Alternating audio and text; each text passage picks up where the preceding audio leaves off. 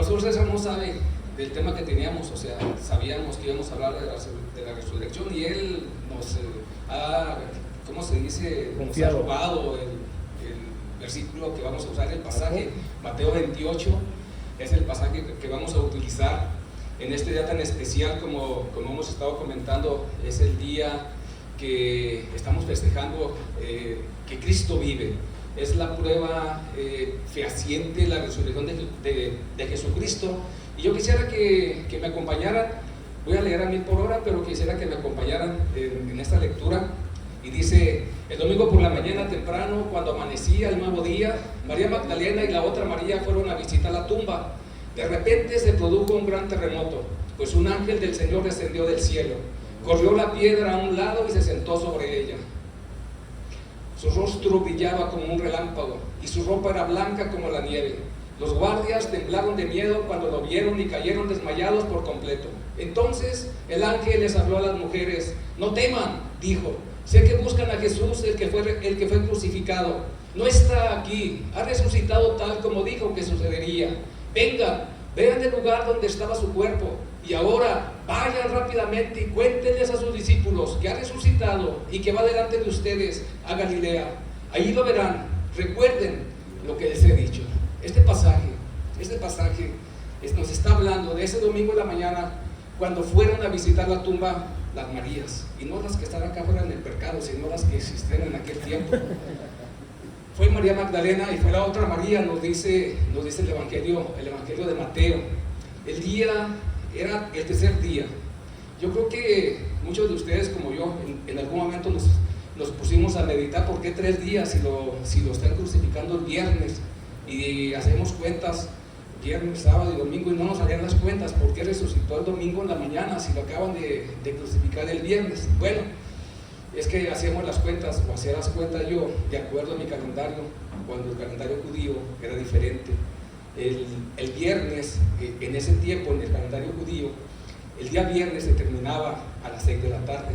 A Jesucristo lo crucifican más o menos como a las 6 de la tarde, entonces el viernes son solamente unas horas y el viernes termina. Recuerden que en todo Israel el Sabbat es un día de descanso, y ellos empiezan el viernes a las 6 de la tarde. En ese día, a las 6 de la tarde es el inicio del sábado. Entonces a Jesús lo crucifican el viernes, en unas horas, en 3 horas ya es sábado. Inicia el sábado a las 6 de la tarde, a las 6 de la mañana se termina el sábado y empieza el domingo. Entonces al tercer día, el domingo, llegan las mujeres a la tumba, y ¿qué creen? Que la tumba está vacía. La resurrección es la prueba fehaciente que tenemos nosotros. La resurrección de Jesucristo es el fundamento por la cual nosotros tenemos fe en Jesús y creemos y sabemos, estamos convencidos que Jesucristo vive. Amén. Es el fundamento de la fe de todo cristiano. Y es la seguridad que tenemos de una vida eterna. Por eso es tan importante la resurrección. De nada hubiera valido todos los milagros que hizo Jesús, de nada hubiera valido esa muerte en la cruz si Él no resucita. Si Él no resucita, hubiera sido todo inútil, hubiera sido sin fundamento, y nuestra fe fuera vana, y esa seguridad que tenemos de la vida eterna no la tendríamos. Las Escrituras, vamos a dar un paseo por las Escrituras. Así es como dice Jaime, y yo les quiero comentar algo. Si Jesús no hubiese resucitado, realmente nosotros no tendríamos esperanza. Así como dice la Escritura, nuestra fe sería totalmente vana. Nosotros creemos no solamente porque Jesús resucitó, no solamente porque la tumba quedó vacía, no solamente nosotros creemos porque alguien haya dicho que Jesús sí vive entre nosotros. Nosotros creemos porque esta es una realidad. Es indubitable. Es difícil dudar que Jesús no haya resucitado. Si nosotros vemos, y dando así un paseo de aquellas personas que hacen dioses como Gandhi, como Mahoma, como Buda, ¿qué pasó con ellos? Ellos quedaron en la tumba. Y la tumba de Jesús no solamente quedó vacía, la tumba de Jesús, les digo algo, la piedra fue removida. Fue una tumba que se aseguró más que cualquier otra tumba, porque todos los ojos en esa época estaban fijados en la muerte de Jesús. Las Marías la vieron, lo vieron. Jesús se presentó Jesús se presentó con los apóstoles, comió con ellos. Jesús lo vieron más de 500 personas. Jesús resucitó. Esa es la esperanza que nosotros tenemos. Vemos la promesa en Génesis 3:15 que el Señor nos iba a mandar un Salvador, y la vemos cumplido en el Nuevo Testamento cuando Jesús muere y resucita y nos da vida eterna a cada uno de nosotros. Así es. Entonces nosotros estamos adorando y estamos creyendo en un Dios, en Jesucristo, que está vivo. Es por Él por lo que nosotros estamos aquí. Vamos a dar un paseíto por las Escrituras. Vamos a leer Primera de Corintios, la primera carta de los Corintios, versículo 15. Capítulo 15. Primera de Corintios, capítulo 15, versículo de 12 al 14. Dijo Pablo: pero díganme lo siguiente, dado que nosotros predicamos que Cristo se levantó de los muertos, ¿por qué algunos de ustedes dicen que no habrá resurrección de los muertos? Pues si no hay resurrección de los muertos, entonces Cristo tampoco ha resucitado. Y si Cristo no ha resucitado, entonces toda nuestra predicación es inútil y la fe de ustedes también es inútil. Pablo nosotros estamos repitiendo lo que dijo Pablo. Nuestra fe sería inútil si nosotros no creyéramos que Jesucristo había resucitado. En este pasaje, Pablo se está dirigiendo a los fariseos y a los saduceos. Los fariseos sí creían en la resurrección, los saduceos no creían en la resurrección. Pablo, recuerden que Pablo es el apóstol de los gentiles. Pablo está predicando a un Cristo vivo. Con la prédica de Cristo, los saduceos han cambiado su forma de pensar, la gran mayoría, y ahora creen que Jesucristo ha resucitado. Esa es una verdad que Pablo nos dice. Vamos a ver otra escritura en Lucas 20, capítulo 20, versículo 20. Marlene, por favor. Recuerden, la palabra de Dios es viva y es eficaz. La palabra de Dios es verdad. La Biblia es nuestra máxima autoridad, y lo que está escrito en la Biblia nosotros lo queremos 100%. Así es. Después de la cena, tomó en sus manos otra copa de vino y dijo: esta copa es el nuevo pacto entre Dios y su pueblo, un acuerdo confirmado con mi sangre, la cual es derramada como sacrificio por ustedes. Si ustedes se fijan, esta palabra que Jesús está diciendo se da en la última cena.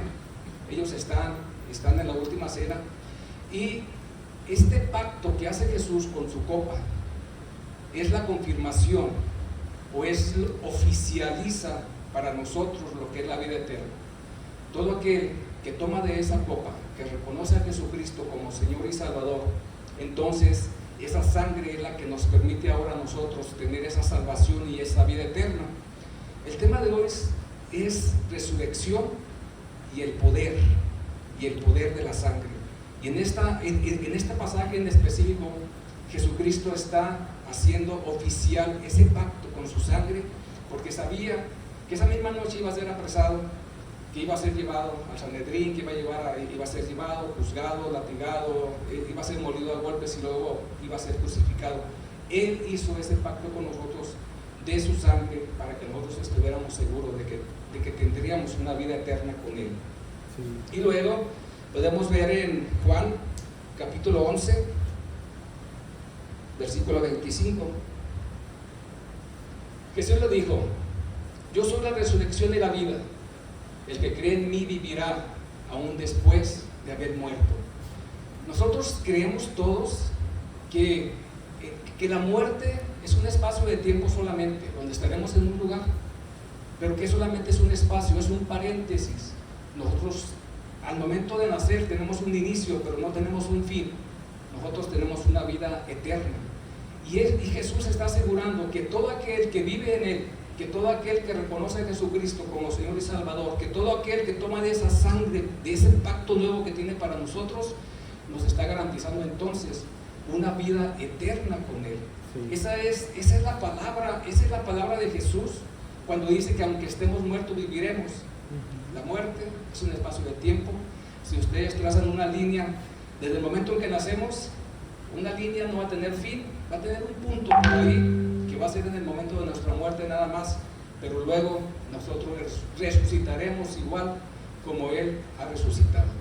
Esto de Pablo, esto que escribe Pablo, es parte, pruebas bíblicas de la resurrección de Jesús. Ahora vamos a ver las pruebas de un Jesucristo resucitado. Bueno, tenemos evidencias, hermanos, y como todos sabemos, el único que dividió la historia en dos partes se llama Jesucristo. Así es. Vamos a leer Lucas 24:38.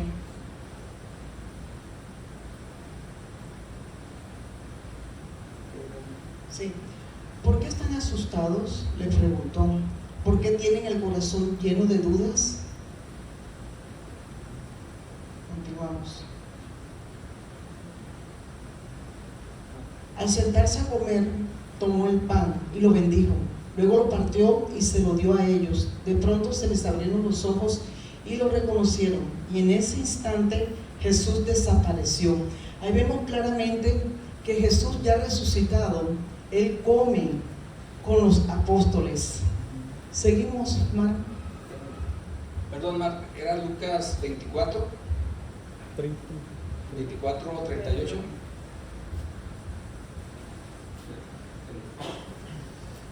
¿Por qué están asustados?, les preguntó. ¿Por qué tienen el corazón lleno de dudas? Nos quedamos igual.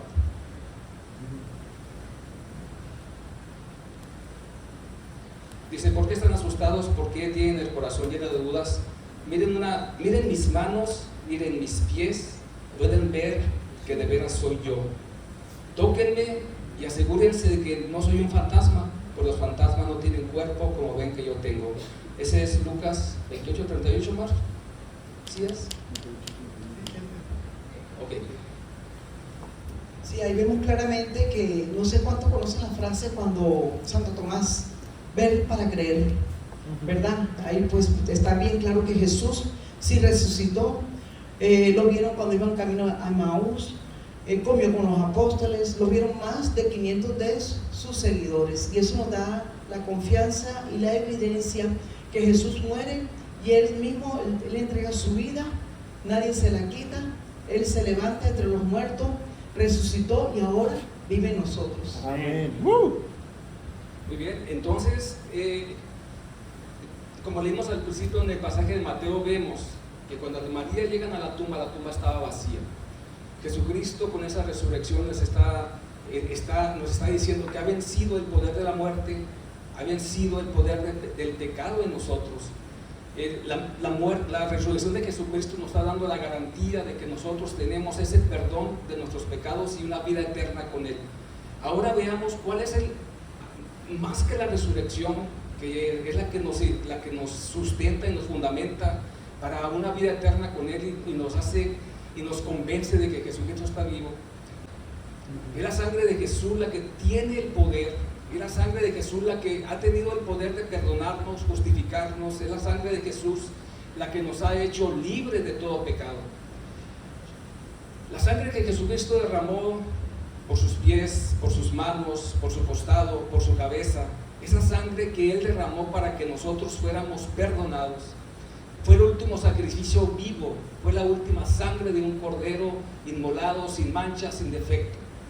Ustedes recordarán, en el principio Dios escoge a su pueblo y vez tras vez hay un sacrificio de sangre desde Adán y Eva para perdonar pecados, para perdonar los pecados de Adán y Eva. Hubo una muerte, hubo un derramamiento de sangre. Ellos son cubiertos con pieles después del pecado original. Y cada año el sumo sacerdote hace sacrificios de animales puros, sin mancha, para que pueda ser perdonado al pueblo de Israel. Jesucristo es el último sacrificio vivo. O sea, Jesucristo es el último derramamiento de sangre para perdón de los pecados. Nosotros todos estábamos condenados a una muerte eterna por el pecado. Sí. La muerte de Jesús, la sangre de Jesús, nos ha quitado la condenación del pecado.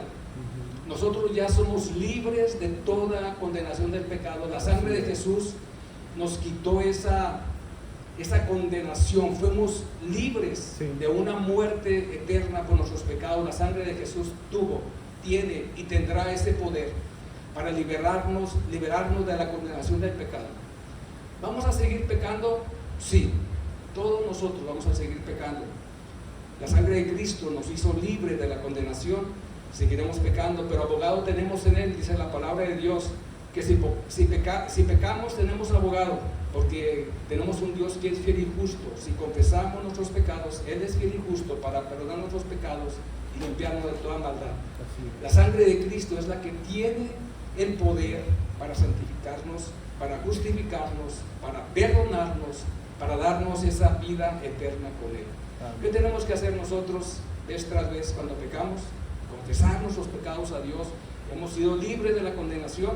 Ahora tenemos la obligación de cada vez que pecamos, tenemos que pedir perdón por nuestros pecados y seremos perdonados.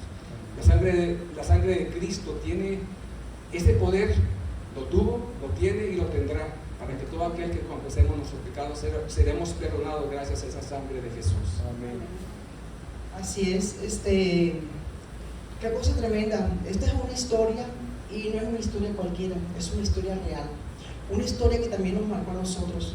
Y así como decía Jaime, el huerto del Edén, hay dos acontecimientos, dos huertos, y no dos huertos cualquiera, y de ellos le quiero hablar.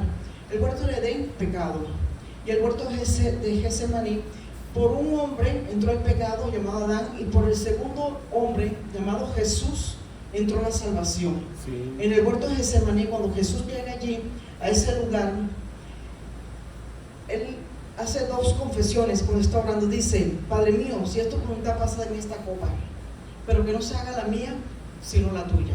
Obediencia. Y por la obediencia de Jesús, inmediatamente nosotros empezamos ya a poder tener, como quien dice, esa relación con Dios. Pero ahí apenas Él está orando, y cuando Él dice que no se haga mi voluntad sino la tuya, Él enseguida recibe el peso del pecado de toda la humanidad. Él no recibió un solo pecado. Él no recibió una sola persona mentirosa. Él no recibió una sola persona que robaba. Él no recibió un pedófilo. Él recibió todo el pecado. Tanto es que no hay pecado que quede por fuera, porque Jesús se lo llevó todo en la cruz. Pero a dónde vamos es que cuando Él está allí, Él recibe una fuerte opresión, y tanto es la opresión tan fuerte que a Él se le rompen los vasitos capilares, y estos vasitos capilares se encontraban alrededor de las glándulas del sudor. El hermano que está estudiando medicina lo sabe bien, mejor que yo.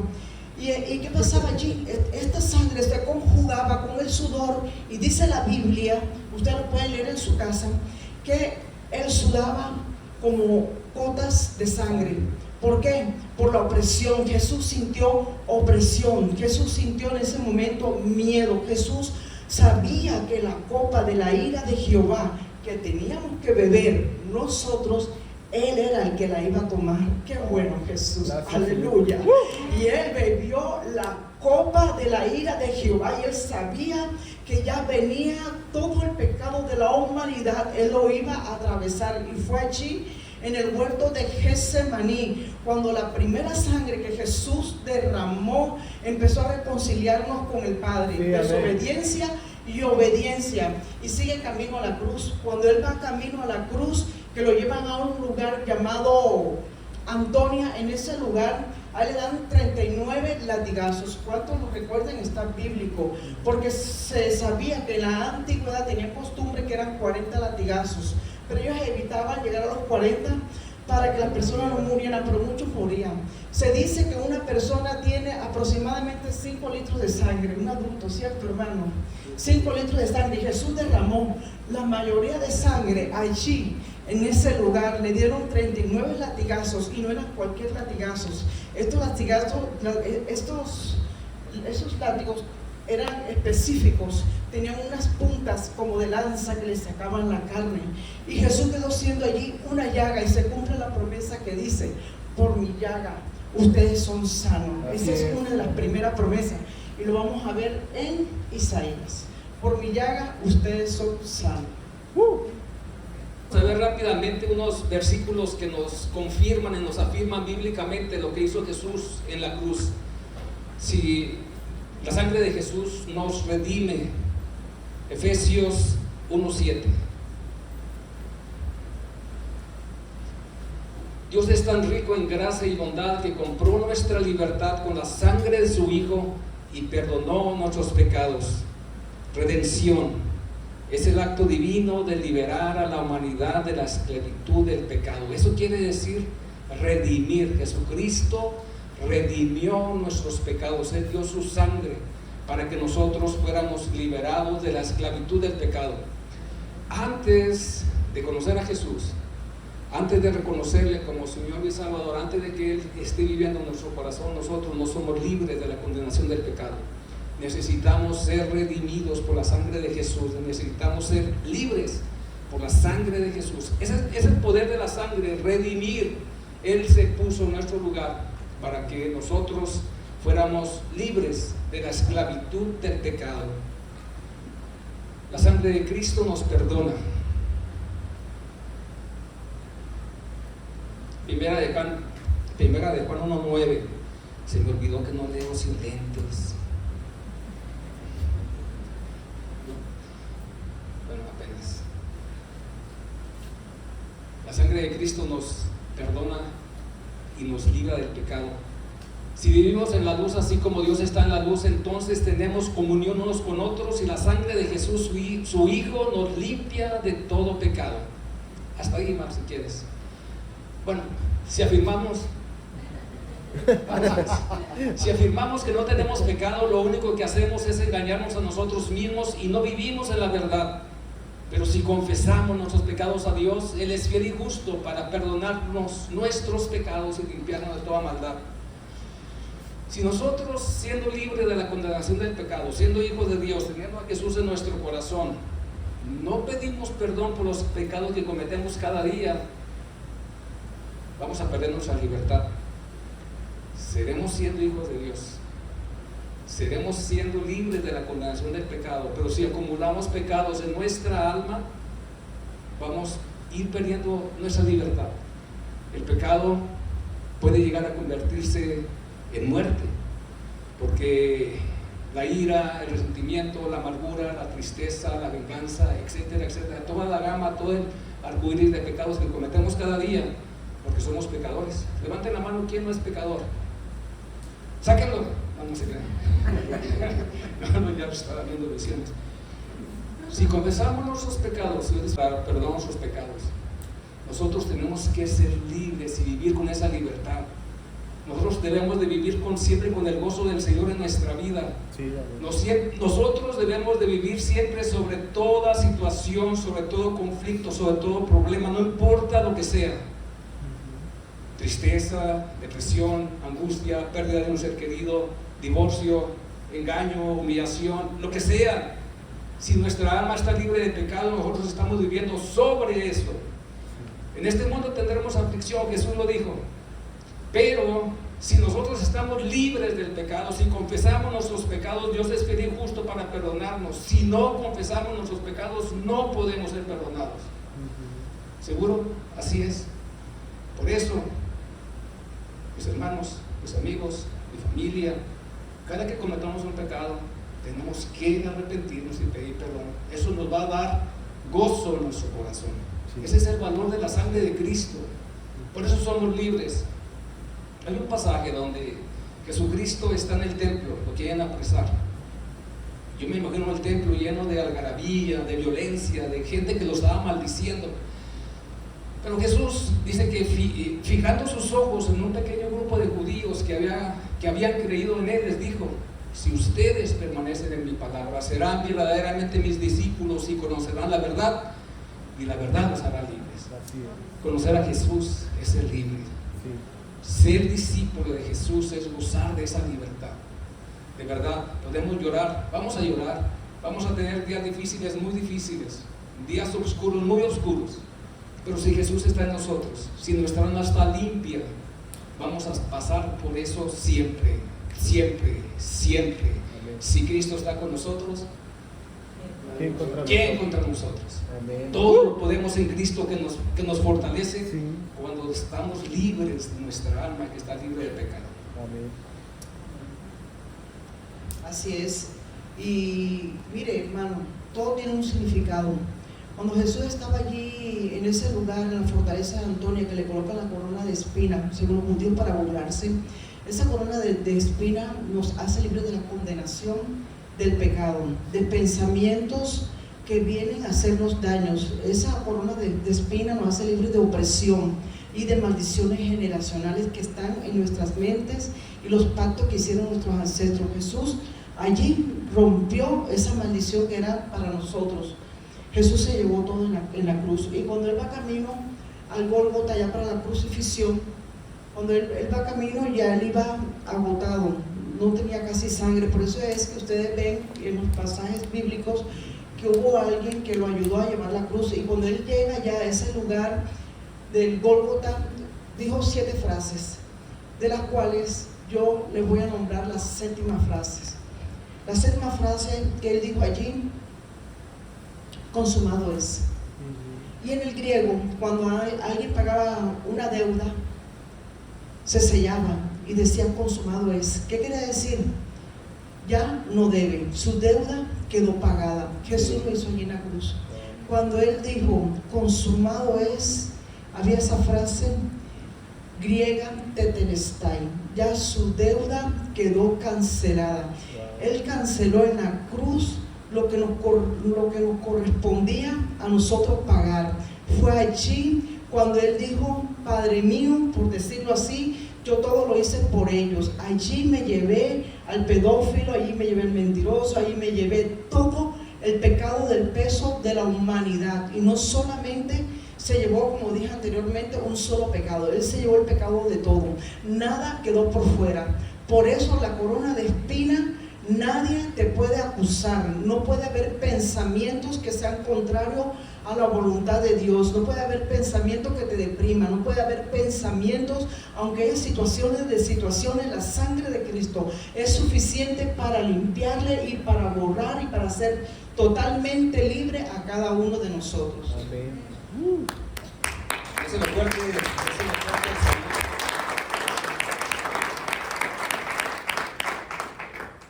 Concluyendo entonces la obra de Jesucristo, o la sangre de Jesús nos redime, la sangre de Jesús nos perdona, la sangre de Jesús nos justifica, la sangre de Jesús nos santifica.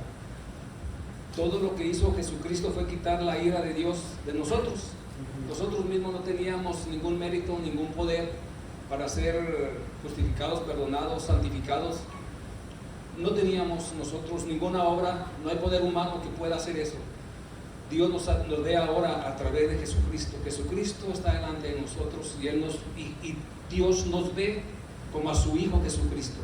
Por eso es cuando Él quita de nosotros la condenación del pecado, somos llamados hijos de Dios cuando aceptamos a Jesús en nuestro corazón. Sí. Quisiéramos orar, quisiéramos agradecer a Jesucristo por ese sacrificio en la cruz. Empezamos diciendo de la resurrección es el fundamento de nuestra fe. Sin resurrección todo lo demás hubiera sido vano. Sin Jesucristo vivo, lo que estuviéramos hablando es lo que habla el budista, lo que hablan de Mahoma, lo que hablan de Gandhi, lo que hablan de Lenin, lo que hablan de cualquier hombre que haya hecho algo bueno en esta tierra. Ya no está, murió, no hay nada más. Pero nosotros seguimos adorando y alabando a un Jesús que está vivo, sí, al Jesucristo que es el mismo ayer, hoy y para siempre, al único que tiene el poder de derrotar la muerte y el pecado, al único que ofreció su vida para que nosotros fuéramos salvos.